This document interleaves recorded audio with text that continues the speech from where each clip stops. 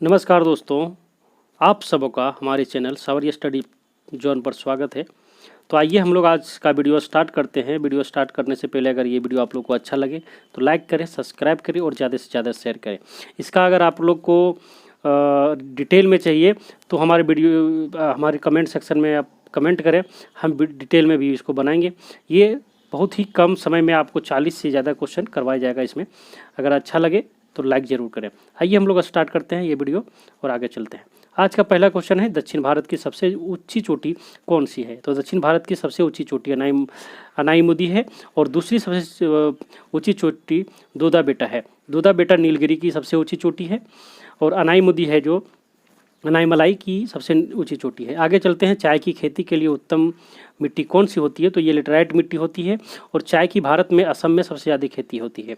वृद्धगंगा किस नदी को कहा जाता है? तो ये गोदावरी को कहा जाता है। वृद्धगंगा कहा जाता है गोदावरी को। और अगला है, दक्षिण गंगा किस नदी को कहा जाता है? तो दक्षिण गंगा कावेरी को कहा जाता है। किसको कहा जाता है? कावेरी को दक्षिण गंगा कहा जाता है। मिट्टी का अध्ययन किसे कहते हैं? तो मिट्टी का अध्ययन कहा जाता है पेडोलॉजी। पेडोलॉजी मिट्टी का अध्ययन कहलाता है। अगला क्वेश्चन है, भारत का एकमात्र सक्रिय ज्वालामुखी किस द्वीप पर स्थित है? ये बेरन द्वीप पर है। सक्रिय ज्वालामुखी कहाँ पर है? बेरन। सातवां क्वेश्चन है, सोमपेंट्स जनजाति कहाँ निवास करती है?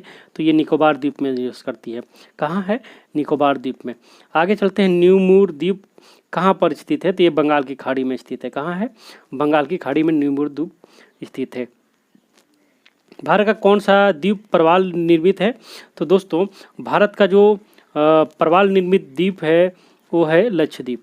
लक्षद्वीप जो है वो प्रवाल निर्मित है। अगला क्वेश्चन है, भारत का रूर किस पठार को कहा जाता है? तो छोटा नागपुर पठार को भारत का रूर कहा जाता है। इसमें बहुत सा खनिज पाए जाते हैं, इसलिए इसे रूर कहा जाता है। जहाँ पर आज हिमालय है पर्वत है, वहाँ पहले क्या रहता था? तो कौन सा सागर था? तो ये सागर था टैथिस सागर। कौन था? टैथिस सागर। अगला चलते हैं, हिमालय के किस प्रकार के पर्वत है? तो हिमालय एक वलित पर्वत है। कौन सा है दोस्तों? एक वलित पर्वत माना जाता है हिमालय को। आगे हम लोग चलते हैं, कौन सी नदी डेल्टा नहीं बनाती? तो ये नर्मदा और एक ताप्ती, ये दोनों जो है नदी डेल्टा नहीं बनाती है। ये दोनों नदी डेल्टा नहीं बनाती। धुआंधार जलप्रपात किस नदी में गिरती है? तो दोस्तों, धुआंधार जलप्रपात जो है वो नर्मदा नदी में गिरती है। कहाँ? नर्मदा नदी में गिरती है। चट्टानों का अध्ययन को क्या कहा जाता है? तो ये पेट्रोलॉजी कहते हैं। चट्टानों के अध्ययन को पेट्रोलॉजी कहा जाता है। झीलों का अध्ययन क्या कहलाता है? तो झीलों का अध्ययन जो है लिम्नोलॉजी कहलाता है। क्या? लिम्नोलॉजी।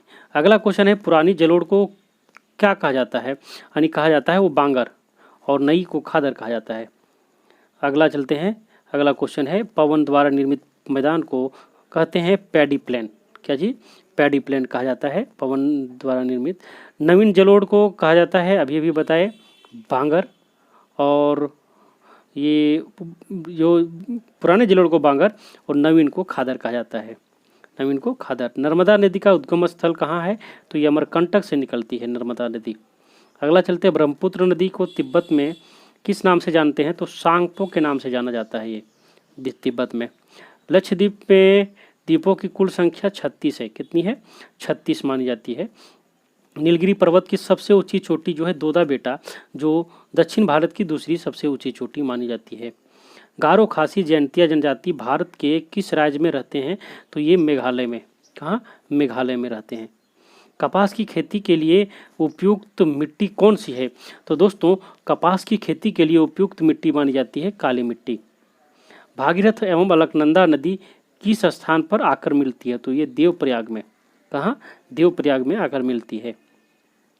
नीलगिरी की पहाड़ी कहाँ पर स्थित है? तो नीलगिरी की पहाड़ी तमिलनाडु में स्थित है। कहाँ? तमिलनाडु में स्थित है। एमराल्ड आइसलैंड के नाम से किस द्वीप को जाना जाता है? तो अंडमान निकोबार को ही एमराल्ड आइलैंड कहा जाता है। जाड़े का मौसम में तमिलनाडु राज्य में वर्षा किस मानसून के कारण होता है? तो लौटते हुए मानसून के कारण होता है। किसके? लौटते हुए मानसून के कारण। लक्षद्वीप की राजधानी कहाँ है? दोस्तों, लक्षद्वीप की राजधानी जो है ये कावारती है। कहाँ है? कावारती। बिहार का शोक कहा जाता है कोसी नदी को। किसको? कोसी नदी को। आदम ब्रिज किसके किसके बीच है? तो ये श्रीलंका और तमिलनाडु के बीच है। आगे हम लोग चलते हैं, 33वां क्वेश्चन है, भारत का एकमात्र सुषुप्त ज्वालामुखी किस द्वीप पर है? तो ये नारकोंडा द्वीप पर है। किस पर है? नारकोंडा द्वीप पर। आगे हम लोग चलते हैं, बंगाल का शोक किस नदी को कहा जाता है? तो बंगाल का शोक कहा जाता है दामोदर नदी को। इसको दामोदर नदी को। अगला 35वां क्वेश्चन है, निम्नलिखित में से कौन सी नदी पश्चिम दिशा की ओर प्रवाहित होती है? तो ये नर्मदा है और ताप्ती, ये दोनों पश्चिम की ओर प्रवाहित होती है। अंडमान निकोबार की राजधानी कहाँ है? तो ये पोर्ट ब्लेयर है। कहाँ है दोस्तों? पोर्ट ब्लेयर है अंडमान निकोबार की राजधानी। काली मिट्टी को किस नाम से जाना जाता है? तो रेगुड़, इसे कहा जाता है। काली मिट्टी को रेगुड़ के नाम से भी जाना जाता है।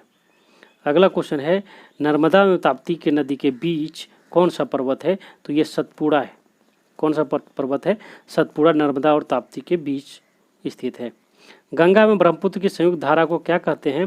तो दोस्तों गंगा और जो ब्रह्मपुत्र है, ये दोनों के संयुक्त धारा को मेघना कहा जाता है।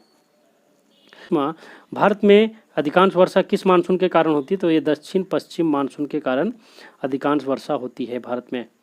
अगला क्वेश्चन है, 42वां, किस पर्वतमाला को सह्याद्री कहा जाता है?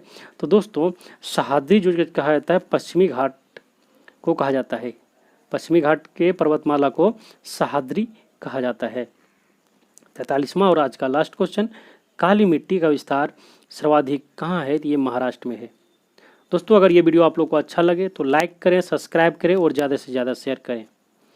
पुनः मिलेंगे, तब तक के लिए नमस्कार, धन्यवाद, जय हिंद।